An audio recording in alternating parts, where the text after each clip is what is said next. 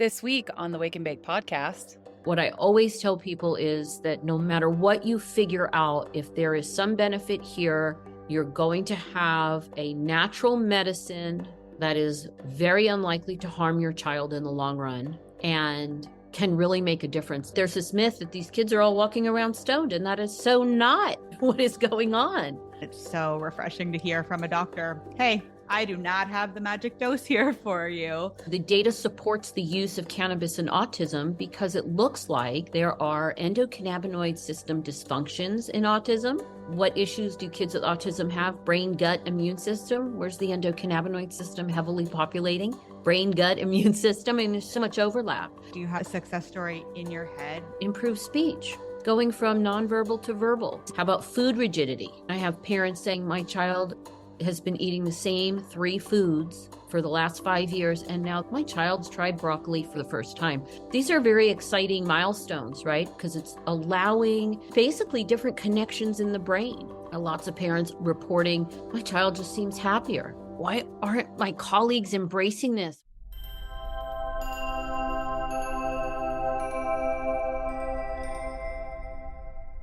Welcome back to season 2 of the Wake and Bake podcast. Thank you so much for joining us. Now, season 2 is going to be a little bit different than season 1. In season 1, Andrea and I talked to each other about cannabis. It was our goal to share these conversations that we were having about what we were learning with our combined 15 years of experience as cannabis educators and coaches.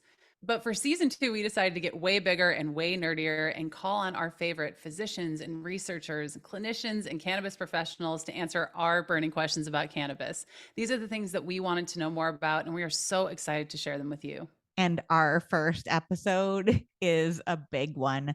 This is actually probably our most highly anticipated podcast. We got to sit down with Dr. Bonni Goldstein to talk about her experience using cannabis to help kids who have autism and epilepsy. Not only is Dr. Goldstein one of our personal lady heroes, she has been working in the field for years as a cannabis clinician directly with pediatric patients. Yeah, that's what I love about this interview with Dr. Goldstein. She's not talking about how cannabis could work or what the research shows that it could potentially do. What she's sharing with us is real on-the-ground experience of what she's seen happen when she's treating kids with autism and epilepsy with cannabis. This is real-world experience. In season 2, we're doing something else a little different, and we're giving every episode a level on the nerdiness scale so that you know how nerdy this one is going to be. Andrea, what would you give this episode on the nerdiness scale from 1 to 10? This one, I'm going to say, is a 7. It is dense, and you might want to listen to this a couple of times. But one of the things that Dr. Goldstein is amazing at is making cannabis science accessible to the rest of us. So even if you're new to using cannabis for health, you'll probably be able to get a lot out of this podcast on your first listen. What about you, Corinne? Yeah, I agree. I think it's about a 7. And when we kept going through and editing this podcast, you and I had a lot of discussions about how we were going to make this even more accessible for parents who are navigating using cannabis for their children. And so as a bonus at the end of this episode, we're going to dive into what we would do if our child had a diagnosis of autism or epilepsy and how we would navigate using cannabis as medicine for them. Our hope is to ultimately make this a really practical resource for you if you're exploring using cannabis for your own child. We do want to point out, though, that Corinne and I are not doctors or healthcare practitioners. And even though Dr. Goldstein is, this podcast isn't meant to be medical advice. And if you are considering cannabis for your child, we'll give you some resources in order to get connected with a physician who can help you. And one last thing, we're still new to podcasting, and the audio and video unfortunately suffered hard in this episode. We went in and re-recorded the audio, but some of the video is missing. Unfortunately, you can't see Andrea's lovely face in this episode, but she is still there. At any rate, we hope you love it and we hope that it helps. But before we get started today, I want to share some messages with you from the people and the companies who have made this episode possible. Here's a word from our sponsors. This episode of the Wake and Bake podcast is brought to you by the Cannabis Coaching Institute. The Cannabis Coaching Institute is currently enrolling for the Certified Cannabis Educator Program, a 12-week program that gives you everything you need to start helping others understand this powerful plant. The program includes an 8-week cannabis educator program that is focused on science and taught to you by our very own lead cannabis science educator, Andrea Meharg. Not only will you learn everything that you need to learn in order to start helping others with cannabis, you'll also get our comprehensive business training so you can turn it into a side hustle or a full-blown career move. In as little as 12 weeks, you'll be able to step into the world as a confident cannabis educator, delivering workshops, hosting retreats, putting on podcasts, writing blog posts or books, and more. If you're interested and want to know more about starting this type of business, take our free class today, 3 Steps to Launching a Cannabis Wellness Business. It is super fun, and you can comment, it's interactive, and you also get a free gift at the end. Check out the link below or visit cannabiscoachinginstitute.com/3 steps. We'll see you inside. This episode is also brought to you by Ardent Cannabis, makers of the FX and the Mini. These cannabis kitchen gadgets help you get the perfect decarb and the perfect edibles and topicals and cannabis products every single time. I can't count how many times I've relied on the FX to set it and forget it when I'm making a lot of infusions. As a matter of fact, when I was moving from Colorado to Washington, I had 2 of these going, and I made enough medicine to give out to my family members and friends before I left. And I was so thankful to have it at a time when I was so busy. If you make more than a couple of batches of brownies or a couple of things of tincture every year, then this is a device that will help you save money and make sure you get the perfect decarb every time. There's so many reasons why I love this gadget and use it over absolutely every gadget that I've ever tried, which is all of them. And the reason that I really love this one so much is because it's as easy as pushing a couple of buttons. You don't have to think, oh, what's the temperature for this thing? What's the temperature for that? It's done for you. I know that I'm going to get the most out of my plant material because Ardent actually does lab tests on their device to make sure that it actually works. So I know without a doubt that everything I put into here is what I'm going to get out. I also love that I can get accessories for it, like the scent shield that will keep my apartment smelling like apartment or my house smelling like a house, and the strainer so that I can just strain it in the device and go on with my life without having to use complicated straining methods. After I'm done, I just pop it in the dishwasher. It is the best. I've been using this device for years now. I stand by it. They have a year warranty. Highly recommend. Again, if you make more than a batch of brownies a year, this is the device. So where can I get one? I knew you would ask that. Click the link below and use the code Wake and Bake at checkout. When you check out and use that code, you get a discount and we get a kickback here at the podcast at no extra cost to you. That means that you're supporting a couple of kick-ass women-owned businesses. You're getting the best gadget on the face of the planet. I can't wait to see what you create with it. Hey, Wake and Bake listener, do you want to know who my favorite cannabis educator is? Spoiler alert, it's Andrea Meharg. Now, I'm popping in here because I know that Andrea is too Canadian and too polite to say, go look at all of my awesome stuff on YouTube. But I'm here to tell you that you need to go and check out all of the stuff that she's made. She has hundreds of videos about cannabis and health. She's got recipes, DIY tips, interviews with cannabis professionals. It is amazing. So when this podcast is over today and you are missing her buttery, smooth, Canadian, sweet molasses voice, check out her YouTube channel. It's Reveal Cannabis. I'll put a link below. And I wanted to start out by welcoming Dr. Bonni Goldstein to the Wake and Bake podcast and highlighting the fact that you're a clinician that actually works with this population. You're actually doing the work to help patients with autism. Can you tell us a little bit more about what you do? Yes, thank you so much for having me. So I trained as a pediatrician and I went into pediatric emergency medicine, which, adrenaline junkie, the whole thing. I loved it. You actually make a difference. You're saving lives and so on. I was burned out and went into a time in my life where I just stepped back, which I think is a good thing when you're struggling.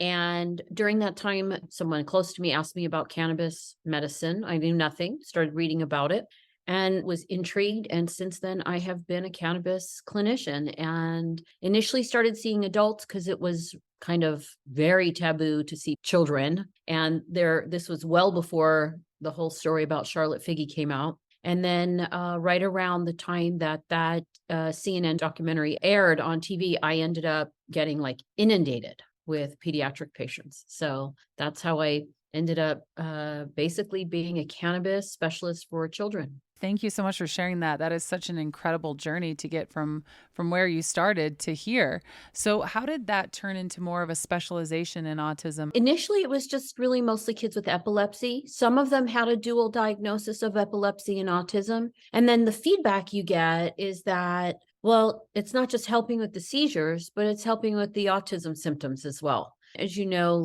moms who are struggling, dads families that are struggling. They're up at night, stressed out. And where are they? They're on the internet. They're looking to see what other people are doing. The whole idea of cannabis spread like wildfire. I was just taking patients. And when you are seeing patients and doing the work of what a doctor does all day, you learn about how the interventions that you're suggesting affect the patients. And these kids were seeing great results who had some autism as part of their multiple medical issues. And then it just started becoming more autism patients. So I would say right now that epilepsy and autism, either separately or together as a dual diagnosis, is the top diagnosis I see in pediatrics. I do see kids with advanced cancers. I see kids with gastrointestinal issues like either Crohn's, ulcerative colitis. I see teenagers with anxiety, depression, PTSD.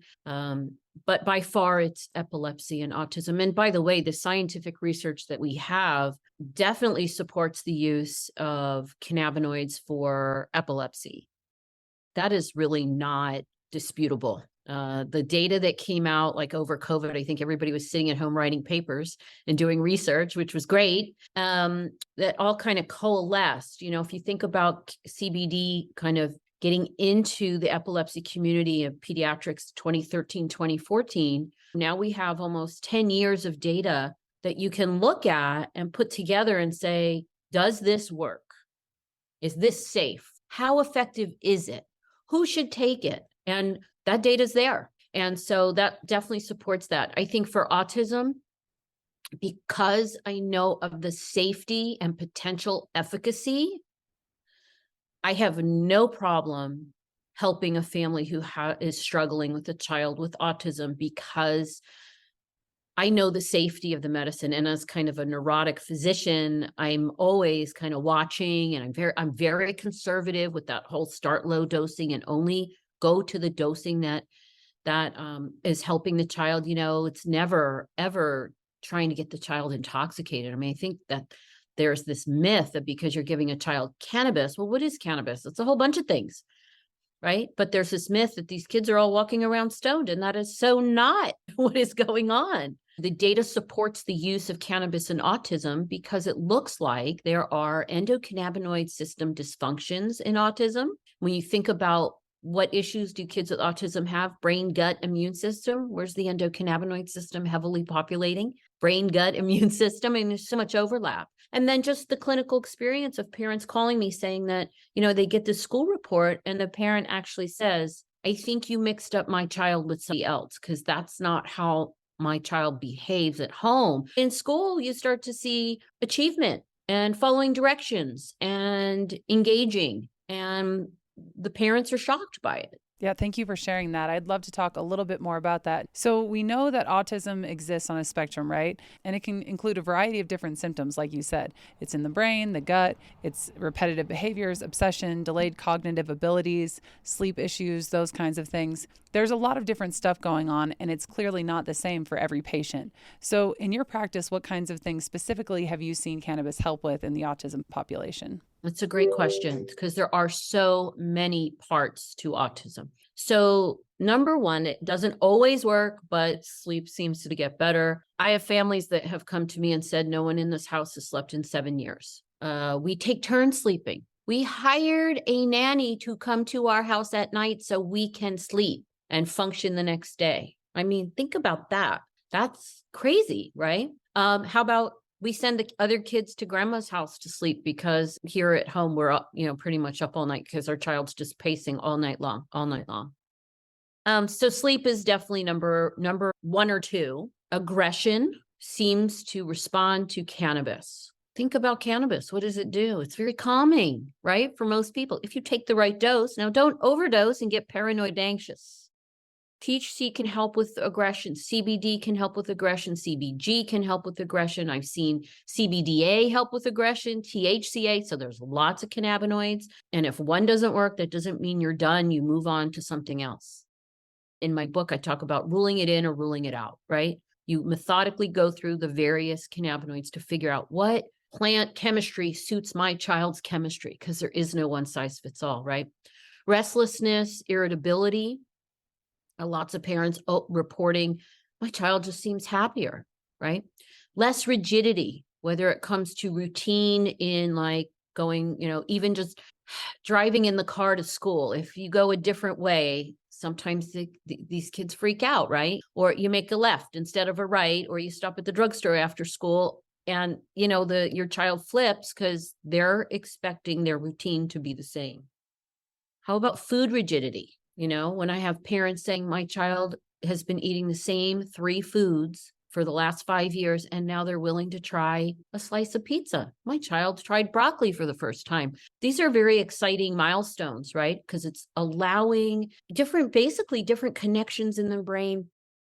And it's also calming a lot of that neuro excitation of the brain firing. Other things that I have seen is, and not in everybody, so not to make, a big expectation, but improve speech. Going from nonverbal to verbal, or going from partially verbal to putting this together. Many children with autism only respond, if they do speak, they only respond to questions, right? They don't have spontaneous speech. I had one mom say, it brought me to tears. She said, every day when my son came out of school, how was school today? I never get a response.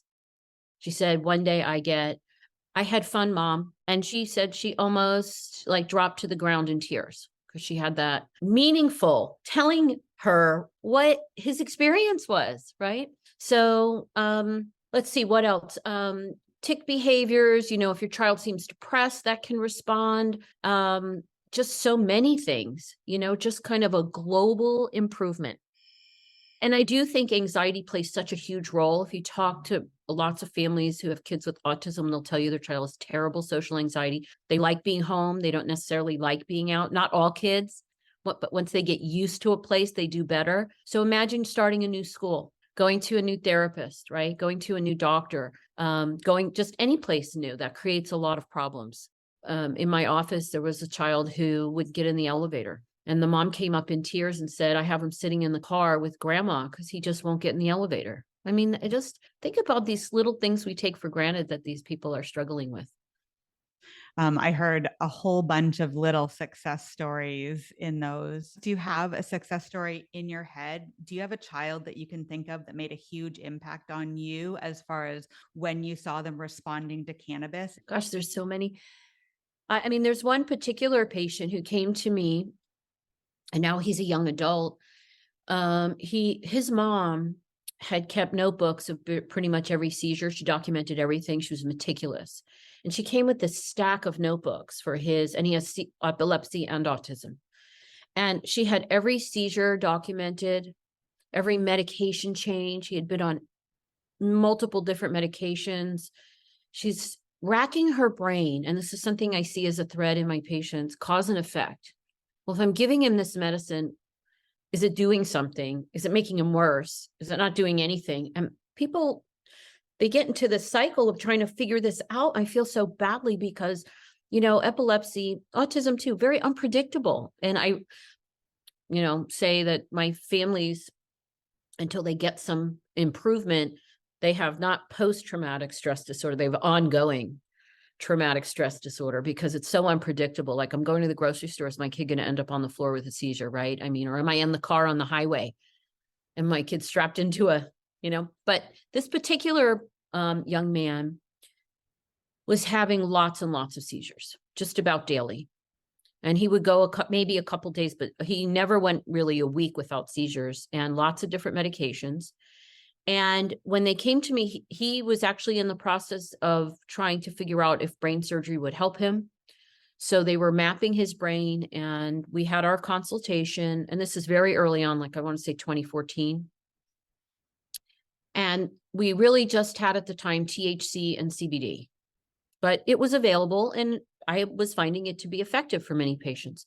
So they leave my office and I don't hear from them for the longest time. And the next time I connect with the family, the mom says, no, we haven't started it.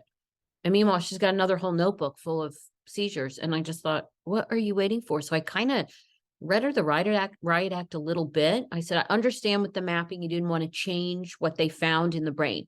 Because if brain surgery was going to be an option, I understand. But it looks like he's not a candidate. So let's just go for it. And this teenager responded incredibly. He got, as we worked up on the dose, I think it took maybe 4 to 6 months to find his sweet spot, which again, it's not magic. Got to find the product that works, the dosing that works. You're trying to make sure you're not causing lots of side effects with the drug interactions of the other medications. So again, I mentioned I'm conservative. I take my time. We get there. He was seizure free for over 3 years. And then unfortunately, his mom weaned some medication. I think there was, she didn't reach out to me. I would have advised going up on the CBD to give him a buffer. But anyway, he had a breakthrough. And then we had a little bit of a rough time. But meanwhile, let's just say right now his seizures are far and few between. He is on CBD in a fairly high dose. And that's the other thing is you don't just give some CBD, you dose it. Milligram doses. There's enough information to understand that if you're not seeing a benefit or only a partial benefit, it may be that you haven't gone high enough especially for epilepsy and autism as well. He's on CBD, he's on THC,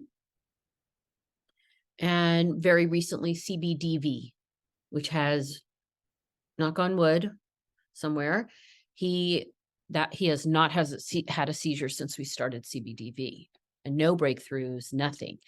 One of the things I'll share about epilepsy, one more thing, is that not only does it help decrease the frequency or reduction of the number of seizures, what we're seeing too is less severe seizures, so less severity, shorter seizures, right? And then also a much quicker recovery. Parents will tell me it used to be a day, my child, after a seizure, it's exhausting to have a seizure. Your brain is overfiring and you have what's called a postictal period where you fall asleep and really you lack energy, right? Parents are telling me that the postictal or the recovery period is really short, like almost like, he seemed kind of mellow for 20 minutes, now he's up running around. That's huge. You get your life back. You don't lose a day, 2 days, 3 days of your child trying to recover from a bad seizure. And in autism, it's interesting. It's not magic. It's not perfect. But when you have, like for this patient, he has autism as well. And what the mom says is he's just calmer. He doesn't perseverate as much.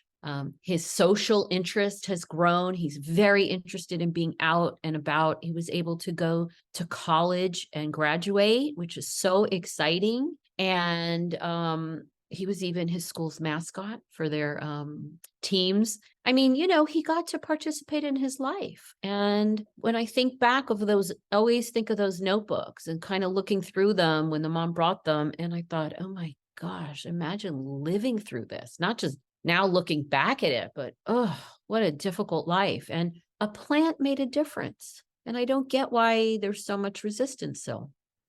You talked about a bunch of different cannabinoids and how if somebody doesn't respond well to CBD, maybe it's the dose, or maybe you need to add a different cannabinoid or switch one out to the other. This is something that people coming into the cannabis world often don't understand. And it's so refreshing to hear from a doctor, hey, I do not have the magic dose here for you. But now, after working with patients for so long, you must have kind of a roadmap that you follow. Can you talk to us about where you start with dosage and ingestion methods and different cannabinoids?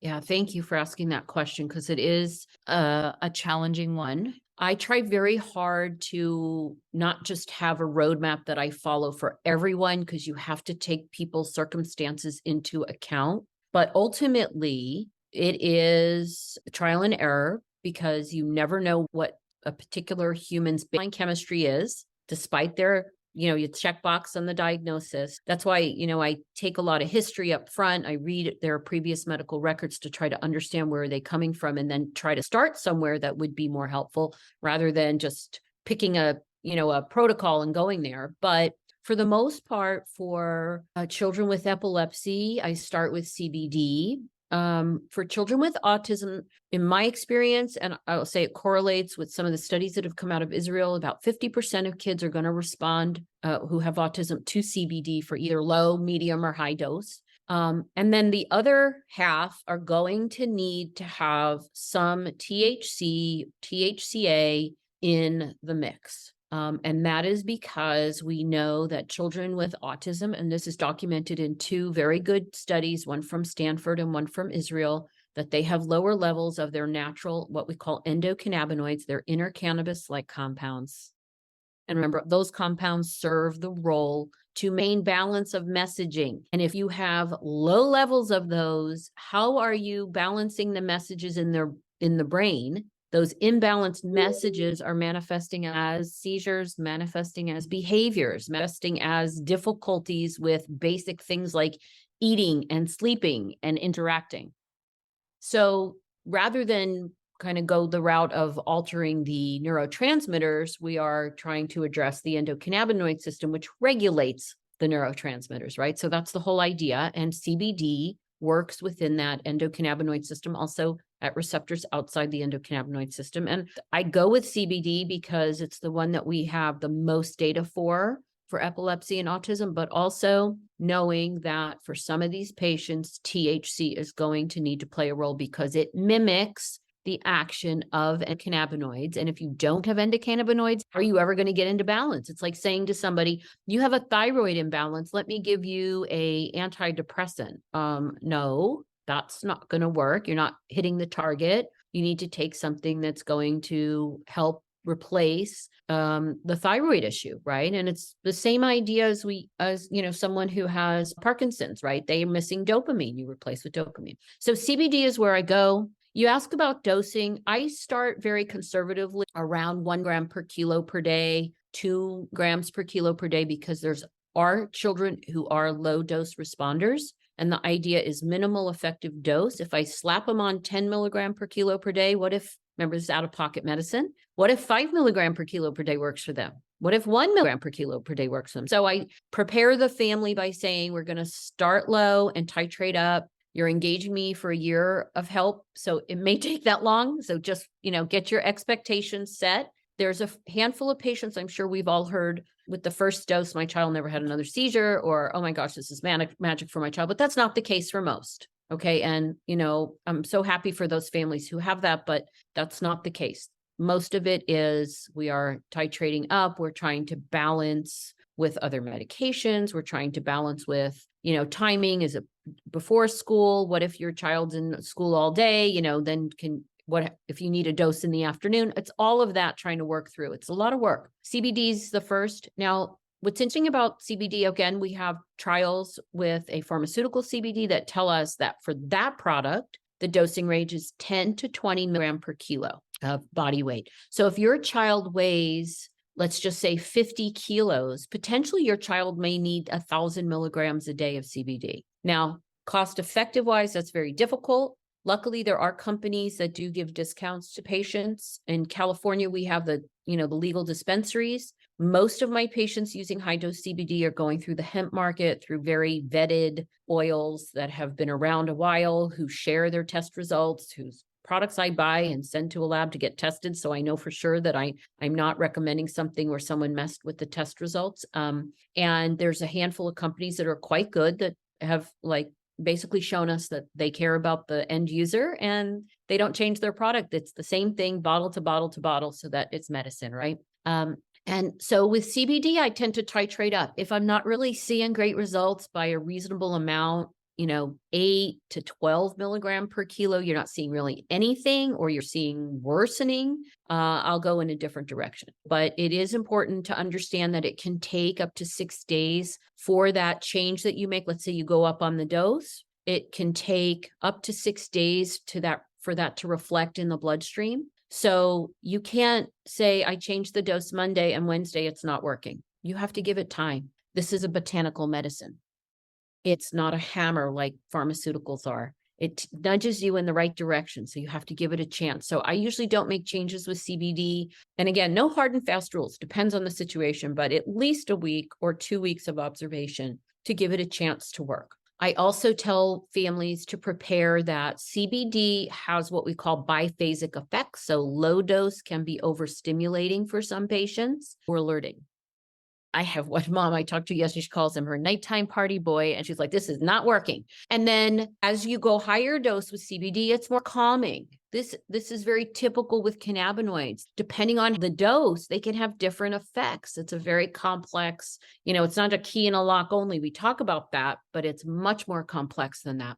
If a child is, let's say a child with autism is highly aggressive just from the word go, and that's why they're in my office, I will include THC from the beginning. So usually I'll recommend a lower CBD to THC ratio. For someone where I'm saying I'm just going to try CBD, it's usually like 25 parts CBD to 1 part THC.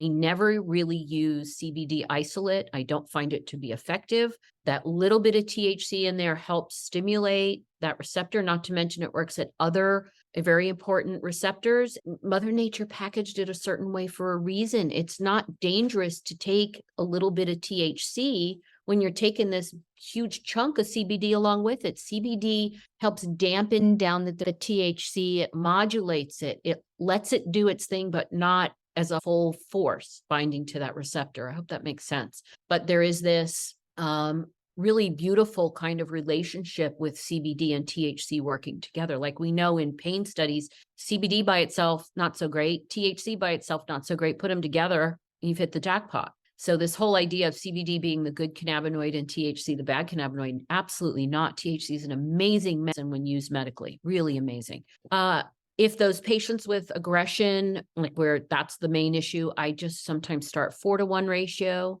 When THC plays a bigger role, you don't need as much CBD because the THC is doing some of the heavy lifting, right? If you're asking CBD to be the big, powerhouse, you're going to have to go higher dose. I've been using THCA and CBD. Remember, raw cannabinoids. These are amazing anti-inflammatories. And remember, one of the underlying issues with epilepsy and autism, both, is neuroinflammation, gut inflammation. These raw cannabinoids, although understudied and we don't have enough data on them, we at least have the data to show that they are potent inflammatories. They're also absorbed better by the body. They're a little less fat-loving and a little more what we call water soluble. So your body seems to absorb them better. So you don't need as big of a dose. Okay. And they also are not intoxicating. So there's that added benefit of you might be sensitive to the intoxicating effects. These are not intoxicating or impairing. There's also CBG on the market. CBG is cannabidiol. Lots of good research on CBG. Dr. Ethan Russo and a number of other people did a survey and published it on last year, the year before. And it was just a survey, but it's meaningful. Pain, anxiety, depression, sleep. It was rated very highly, was basically non-intoxicating, which I have not found it to be intoxicating in my experience. Lower doses than CBD can be used. It has a few different targets in the brain and body than CBD. Some overlap, but some different targets. And it was in this survey very highly rated. In fact, people reported being able to get off pharmaceuticals by using CBG. In my practice, I find CBG to be helpful for anxiety, even in low doses, especially when comboed with other cannabinoids, because you get this entourage effect where they kind of all assist each other. And a very interesting thing about CBG with autism is that for about 30% of patients, it expands speech. And I can't tell you, when I'm trying it, I don't know if it's going to work or not. There's like no test your child has, brown hair, so they're going to respond to CBG. There's no way to know. You just try it and see. And again, CBG can be sometimes overstimulating for some patients, and it's counterintuitive. If it's overstimulating at a low dose, why would I give more? They're going to be bouncing off the walls. No, higher doses can be more calming. That's just the funny thing about cannabinoids. And then just recently, I started using CBDV, cannabidivarin. It wasn't available on the market, and now it is since about maybe summertime when it kind of became obvious to me that patients could now purchase this in the hemp market. And I am just kind of blown away by the results. In just yesterday, which I was excited about because I'm going to be talking to you today, I had a parent email me in the morning saying, I'm holding my breath because we got through a pretty serious kind of difficulty that I know triggers seizures in my child, and there were no seizures. And then I had another mom reach out. The gut and the brain are so connected, right? We all know this. A lot of children who get constipated, it will aggravate seizures or aggravate behavior. And I don't know if you've heard that before, but it's a big problem. and keeping their kids regular without a whole bunch of medicines is sometimes very difficult. I think sometimes too in kids with autism, just their diet's not very varied. So they just don't have a great microbiome, and there's dysfunctional bowel anyway, right? And then a very limited diet is not going to help. But I have one patient with autism who I was thinking about this boy. CBG is what keeps him, believe it or not, just keeps his bowels regular. It's kind of amazing. And then with CBDV, this one particular patient where the mom knows if she gets constipated, they're going to live through all these cluster seizures. Mom said, we saw one brief seizure and then she didn't go into those clusters. First time ever when she's constipated. We haven't seen that. And then the other thing about CBDV is I am adding it into an already existing regimen. I'm pretty sure that's why I'm seeing the results that I'm seeing. But I'm like a 10-year-old little girl with Dravet syndrome, 2.5 months, the longest she's gone without a seizure since her diagnosis. This is amazing, right? And again, it's not magic. These compounds work at receptors and enzymes and so on in the brain and body the same way pharmaceuticals do. It's when a pharmaceutical company develops a drug, they have a target in mind, of course. These cannabinoids target certain receptors, cannabinoid receptors and others. And so this whole idea, like I believe or I don't believe in cannabis is nonsense. This is science. I will say that I'm in favor of a zillion more human clinical trials, but we have enough data to show that it is safe. And certainly if you are in a situation where there is nothing helping, my goodness, what have you got to lose, right? I didn't really answer your question of the kind of protocol. It kind of depends, because if I give a child CBD and I see a response, then we get a fork in the road. Okay, should we continue with this or do we now add another cannabinoid? I try to not complicate with lots of variables all at once. Like I have parents that email me and say, can we just add in this? We have not explored the full dosing range. And I understand you're struggling, but if we divert now to something else, then there's still this big question mark over here. So it can be rough though, because it is a tedious process. But what I always tell people is that no matter what you figure out, if there is some benefit here, you're going to have a natural medicine that is very unlikely to harm your child in the long run and can really make a difference. You know, I just want to share with you, there was this report that came out in 21, I think it was, that showed that the longer you're on CBD for seizures, the better you do. That's amazing. I just tell people this is Mother Nature. Like if I go vegan tomorrow or I hit the gym tomorrow, I am not healthier tomorrow night. It takes time. Like we always, say that, if you're working out, no one's really going to notice for 3 months. You got to give a natural option a chance. We've all become so used to the idea that I'm going to take a pill and be better in 2 days. And boy, do I wish it worked like that, but that's not really how it works. Wow. Thank you so much for all of that. That's incredible. I do want to circle back around to something that you mentioned. We talked a little bit about THC, and you mentioned that in 50% of cases, it's necessary. I would say that the biggest question that I got when we solicited questions about THC and autism is that many of those questions were really intertwined with a lot of fears and beliefs that people have about this particular cannabinoid. One of the questions a parent specifically said was that she read THC will cause brain cells to go dormant, and she wanted to know if they could come back. She also mentioned that THC lowered IQ. So there's obviously this very real fear that THC will do more harm than good if you incorporate it, especially for things like brain function, for cognitive function. So can you speak to that? Is there any real reason to be concerned about using THC for children and long-term effects in the brain? Yeah, this is something that I hear all the time. So think about where we're getting the data from, right? So first there's propaganda. Remember that commercial, this is your brain on drugs and the fried egg in the pan. Okay. So leaving that nonsense behind, when you look into the scientific literature about THC, who were the subjects of these studies where they report that it's bad for you, right? Or that it damages your brain or it does this or that? Chronic, heavy THC, non-medical use with no medical supervision in a 15 to 25-year-old age group, mostly boys or men, and just like all THC all the time. Well, if you inundate your endocannabinoid system with all THC all the time, guess what happens to your receptors, which you rely on to maintain homeostasis? They say, you know what?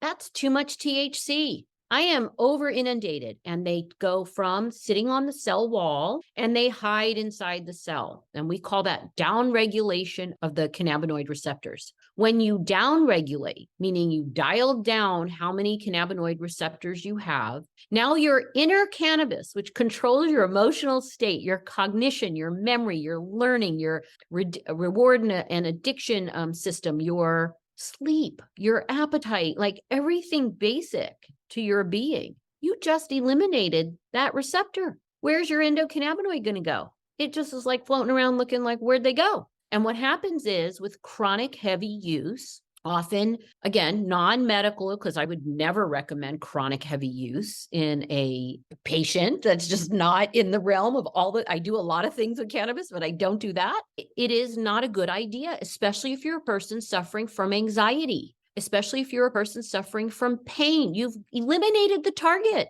That makes no sense, right? So those studies are studies of not medical supervised or medically knowledgeable people. And my analogy is, if I saw a 15-year-old in my office with pneumonia, I would not say, here's the keys to the local drugstore, go pick your medicine and take as much as you want. That's just so silly. And when people say I self-medicate, I don't mind that if you know what you're doing, but I do mind that if you don't know what you're doing. So when we look at IQ points, it's something like 8 IQ points in this chronic, heavy use, right? But the clear-cut studies that show that when you take THC away and allow the endocannabinoid system to go back in, the system will recalibrate. This downregulation of the receptors is not permanent. They pop right back up. And if you test people when they're under the influence of chronic heavy THC versus when they've abstained, they go right back to their baseline. And there's now a handful of studies that have come out by people who have made this their life's work to look at the effects of THC on brain development and on cognition and emotionality and executive functioning, impulsivity, all these things that we look at. And even they come out and say, this may be genetics, this may be environmental factors as they're growing up, this may be dietary, this might be family issues, a social situation, because really, how do you tease out, right? My son is in his early 20s now, but when he was 15, I knew where he was and what he was doing. I'm not saying that you're a bad parent if your child goes out and hangs out with his friends and gets stoned and come home, but you need to have a conversation about their mental health. Why are they seeking out cannabis? You got to have the conversation, because if you allow them to continue to, quote, self-medicate in the teenage years when they don't know what they're doing, it's like saying, here's the keys to the pharmacy, have at it, just go take whatever you want and disregard the actual effect on you. What I have found in my medically supervised patients using THC is nothing but benefits, unless the child just doesn't do well with THC, and then we just kind of take it out. There's no reason to take something that doesn't help you. But with THC, you have to be careful, because if it's the only compound you're using for your medical condition, if you're not careful in terms of being thoughtful about dosing, knowing how much you're using, or just being thoughtful kind of about use in general, like, do I really need it right now? You know what? My pain's a 10 out of 10. I do need it. But you know what? Let's say you come home from work and you're like, well, I'm not so bad. I maybe I'll skip it. That kind of helps maintain your cannabinoid receptor system, right? Your endocannabinoid system, and allow those receptors to not necessarily build up tolerance. There's all different levels of tolerance. You know, there are people who have tolerance that's just a little bit, and in a way that allows them to really get good results with THC, because now they're tolerant to the memory loss part. And tolerance builds, it's very interesting. You get tolerance to THC at different rates in different parts of the brain. So like, for instance, I had a patient who, she kept telling me, I feel like I just can't remember anything with THC use. She had multiple sclerosis, and THC was very helpful for her spasticity, for her pain, for her sleep, for her appetite, all of the kind of things that someone with chronic illness is dealing with. But she was upset about the memory stuff. And I said, okay, let's be a little bit more thoughtful about our use, right? And see if we can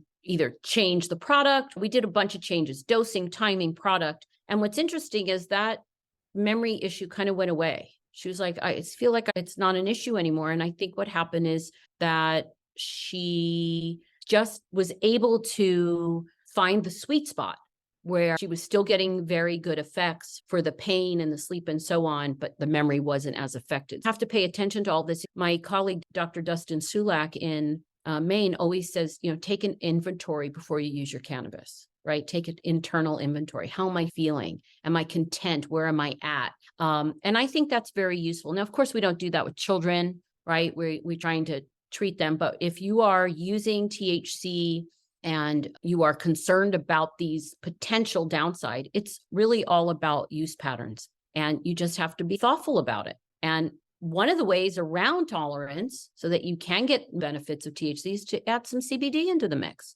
Let them both share the heavy lifting. You don't need as much THC. Often you get a beneficial effect, and it appears that CBD helps minimize tolerance to THC. In the studies on Sativex, which is a 1-to-1 ratio CBD THC that's available in Europe for multiple sclerosis and advanced cancer pain, it's a pharmaceutical product not available in the United States.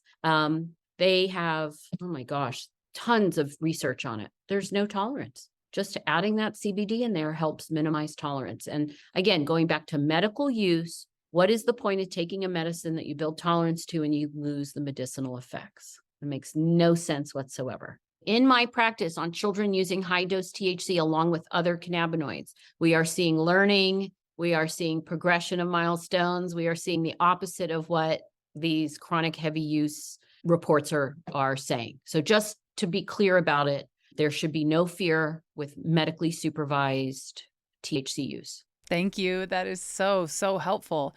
Is there an upper limit of THC with children? Do you get to a point where you're like, oh, this is too much to feel comfortable with administering to a child? It's not a specific dose. It's the child's response. In my book, I talk about what's called the ceiling dose. So we will titrate up. I am very careful with THC. In children, I use 0.5 milligram to 1 milligram increments. You go in teeny tiny increments because a little bit can make a big difference, right? I always tell the parents, if you see red eyes, giggling, sedation, any of the things that we know that impairment or intoxicating looks like, you hit the ceiling dose. Too much, back up. What was the previous dose? Let's assess what that did for your child. So if you tell me that when you do 5 milligrams, you're seeing less aggression, better sleep, just overall less social anxiety, great. But at 6 milligrams, your child looks a little high, and parents know. I mean, you can tell you're around your kid all the time, 6 isn't the dose, 5 is the dose. And if 5 doesn't do the trick, then we still have to support it with other cannabinoids. I had a child in my practice years ago with THC was the only compound that helped his seizures and his autism, but we ran into trouble where we would have to take a break. And who wants to have to take a break to reset receptors in a child that's having symptoms? Nothing else seemed to work. We tried everything, and that was what worked for them. So we tried to make it work and built in what we call holidays, where you take a couple days off and just pray that the seizures don't work. But ultimately, I don't find it to be a really great way to medicate somebody. I would have liked to have other cannabinoids in there, but it seemed to aggravate him. So there is no dose. What's the highest dose of THC I've ever had a child on? 1,500 milligrams a day for cancer. I have a pediatric autism patient who takes 300 milligrams of CBD a day and about 250 milligrams of THC a day. And people might say, why would he need so much? Well, when you give him less, you don't see any effect. It's only at this high effect. And remember, you don't absorb every milligram you take. In fact, absorption is horrifically low. It has terrible what we call bioavailability. It's between like 5 and 20%. And I venture to say that in someone who has gut issues, it's lower than 5%. So in order to get some into the system, you may have to go higher. Now, there are ways around this for some people. So some of my teenager patients we've educated families on how to use vaporizers so that they can get a little more efficient. It gets into the system a little more efficiently. Also, there are companies out there that kind of wrap the cannabinoids in a more water-soluble package. There's a lot of claims out there, but some of it is, I would think, scientifically valid because I do have families that use some of those products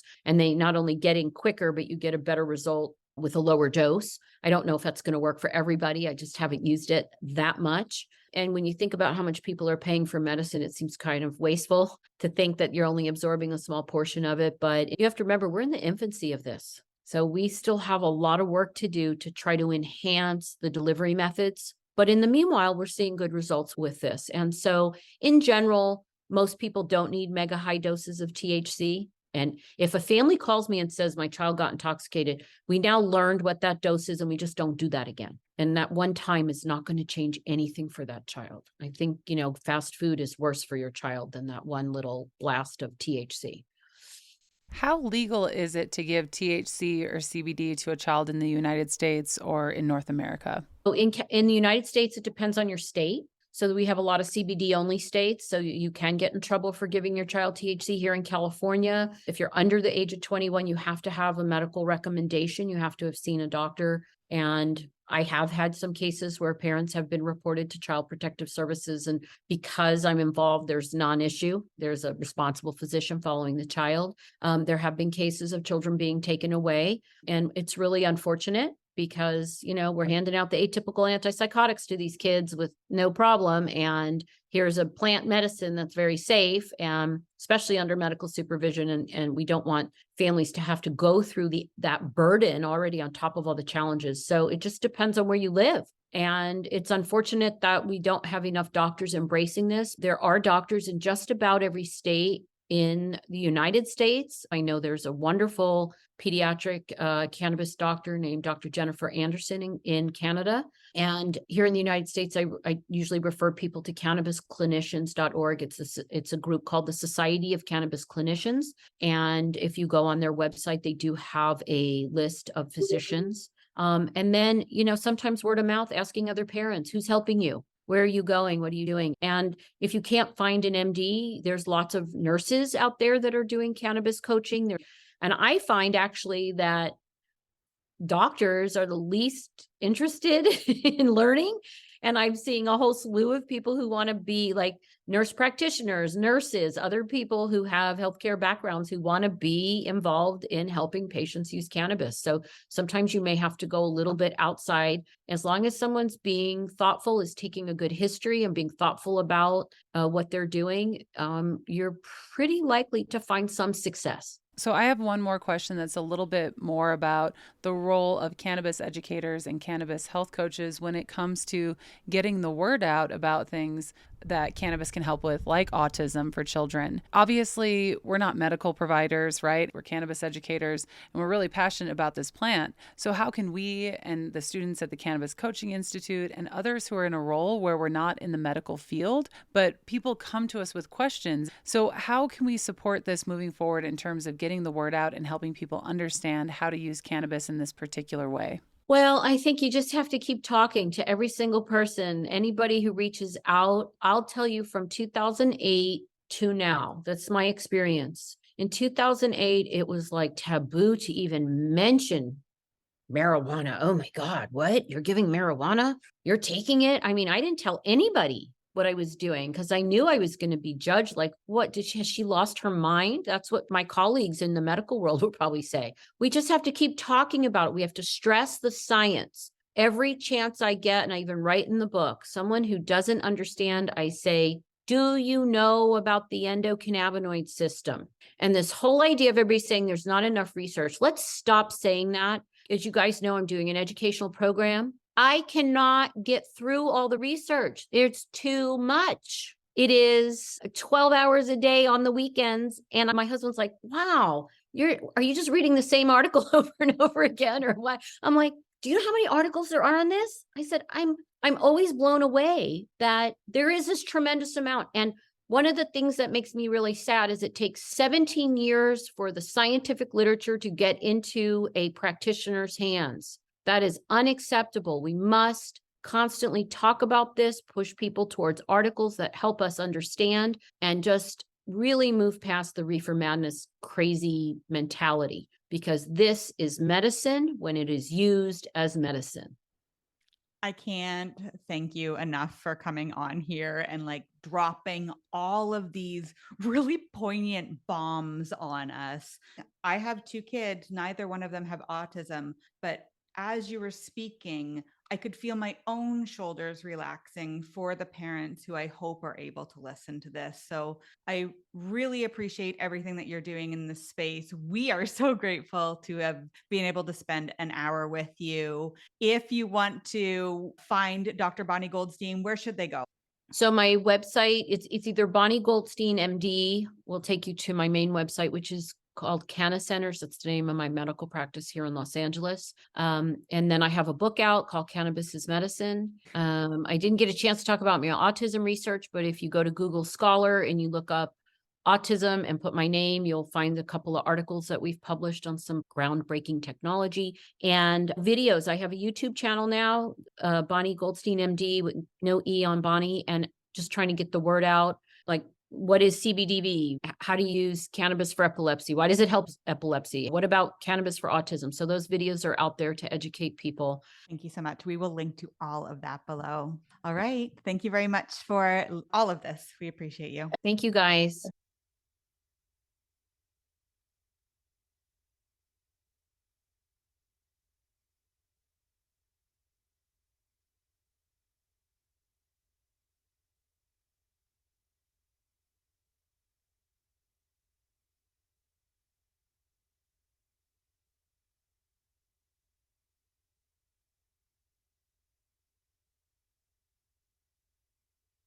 I'm not going to lie, Andrea. I know we were very excited about recording this podcast. I know that right afterwards we were both like on cloud nine. But looking back after all of these months after recording it, I can honestly say that this podcast changed my life, right? It like opened up the world of CBDV for me, and I started growing CBDV plants. I started having more eloquent conversations with my friends who had children with autism about cannabis. I hope this podcast does for others what it did for me personally. I had the same experience as you, Corinne, about talking to my friends who have kids with autism. And I started to think about how overwhelming it might be as a parent who is walking into this brand new. So you and I thought that we could break it down into three, like kind of easy steps that are probably harder to take on the ground in order to see if cannabis is an option for your child. So step one, and the most important step, we can't hammer this home enough, is that you get a recommendation in the United States or a prescription in Canada for your child to keep everything above board and legal. Your own family physician may be able to help you out, but if that's not possible, there's a great website called cannabisclinicians.org where you can seek out doctors, or a service like VeraHeal, and we'll put the links to those down below. And just to be totally clear, this is even if you are using CBD with your child and you're in a totally legal state.